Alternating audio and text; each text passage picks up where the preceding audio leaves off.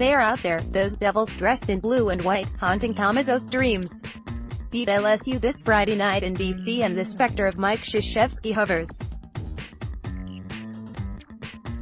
Michigan State is 1-11 against Duke under Izzo. To get another chance, each must win in the Sweet 16. In any other year, in any other tournament, beating the Blue Devils to get to the Final Four would go down in the annals. And it may yet, still, assuming MSU gets the chance in the first place. But in this year's bracket, staring down those ghostly tormentors isn't what unsettles.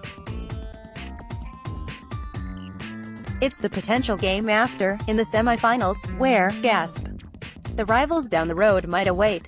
It's a matchup that Michigan fans would crave while MSU fans would dread. Not that beating again wouldn't be thrilling. But a loss in that moment, after slaying the mighty Coach K, that would give any Wolverine a generation's worth of smack talk, especially if won the title, and the most meaningful win in either football or basketball in the last 30 years.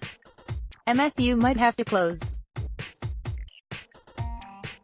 Izzo might have to drive up Iron Mountain to find space to howl, and then build a cabin in the woods, then never leave. However unlikely the scenario, both teams will be underdogs in the regional final, and they have to win tough regional semifinal games first. You can feel a stir in the psychic continuum of this rivalry. Yes, we're getting ahead of ourselves.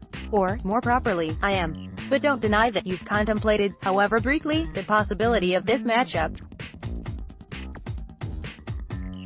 It would be more than our state could handle. And it would be glorious. Sweet 16, indeed the lack of upsets in this year's tourney hasn't helped the casual fan who doesn't watch college basketball until March. Of teams left in the Sweet 16, 14 are top 4 seeds or higher, and for the first time in a decade, the top 3 seeds of each region made it to the second week. This may not be good for those in it only for their bracket, but it's good for the regional semis and finals. Purdue vs. Tennessee, Florida State vs. Gonzaga, Auburn vs. North Carolina, Houston vs. Kentucky, vs. Texas Tech and MSU vs. LSU are all compelling matchups for various reasons.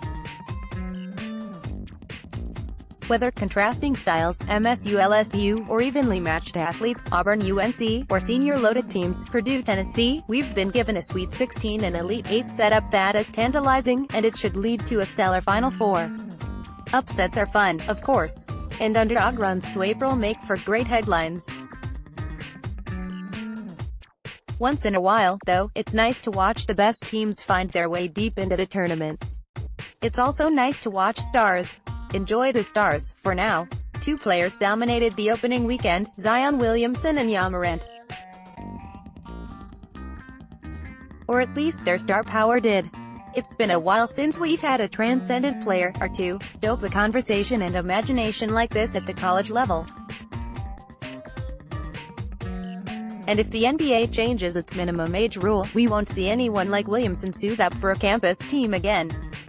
That's just fine. We survived when players like LeBron James and Kobe Bryant headed straight to the NBA from high school. But we'll still have the possibility of watching someone like Morant.